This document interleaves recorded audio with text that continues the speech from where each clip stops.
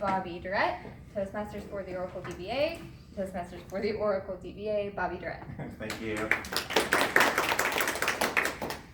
Well, thank you. I'm excited to talk to you about this topic. And before I get into the details of what I'm going to say, I'd like to just introduce myself so that you get some context for what I'm talking about. My name is Bobby Durrett, and I am an Oracle DBA. So I've been working with Oracle since version 7.0.16, I think. And I do work for US Foods, which is the second largest food distribution company in the United States. So we're a big company. We have a lot of different Oracle systems, a lot of data warehouse, e-commerce, transactional systems. I'm a very hands-on DBA. My title at US Foods is Technical Architect, which means that not only am I a DBA, but I get into more sort of technical leadership as well. And so, but yet I'm still hands-on. As far as speaking at a conference, I have always enjoyed going to these Oracle user group conferences, and I mainly go to the sessions that talk about Oracle performance tuning. I found in my career that of the different things that I've done as a database administrator, the most challenging and interesting and dig into the details is getting into tuning. So I usually go to sessions about that, and I've given 2 or 3 talks on topics like that, real technical talks. But today I'm talking about Toastmasters. And Toastmasters is a training program for spoken communication and leadership. So why have I come to an Oracle user group conference to, instead of talk about technical subjects that I'm interested in, I'm talking about Toastmasters. The reason is, for the past 4 years, I've been involved in Toastmasters in a club at my work, and I've gotten so much out of it. It's really helped me in my career in terms of progressing in my career. It's given me a lot of encouragement in my career, and I've seen so many positive things in other people that have been involved in the club, their career advancement, positive attitude changes in them. And so as I come to this conference, I'm thinking that other people, that you are like me, that you're an Oracle DBA or you're involved in Oracle technology like I am. And because I've gotten so much out of being involved in Toastmasters, I'm thinking that you could as well. So the whole point of this talk is to give you enough information so that you can decide if you want to pursue Toastmasters as part of your career development, self-training program in the future.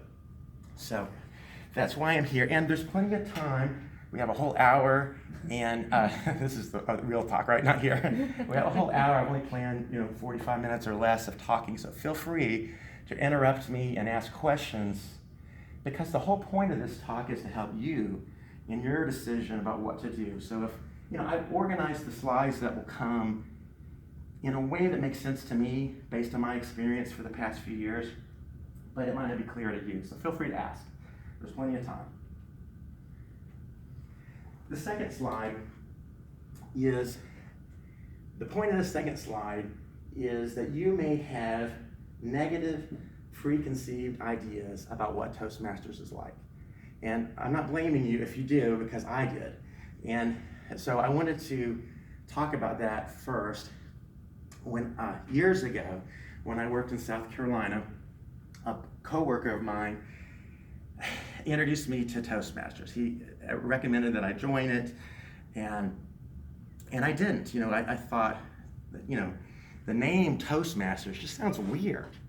Like, do you go in these meetings and you just sit around a table and give toasts all the time? And really, this is what I was thinking. And like at a wedding. And then, my coworker was just a little too enthusiastic about it. He kind of smiled, like, gosh, you need to join Toastmasters. It was kind of weirding me out. And then the one day, this is in the old Ahold building in Greenville, South Carolina. I was walking out to my car for something, an errand or lunch or something, walking down the hallway on the first floor. And on the left, it must have been the meeting room that they used for that Toastmasters group.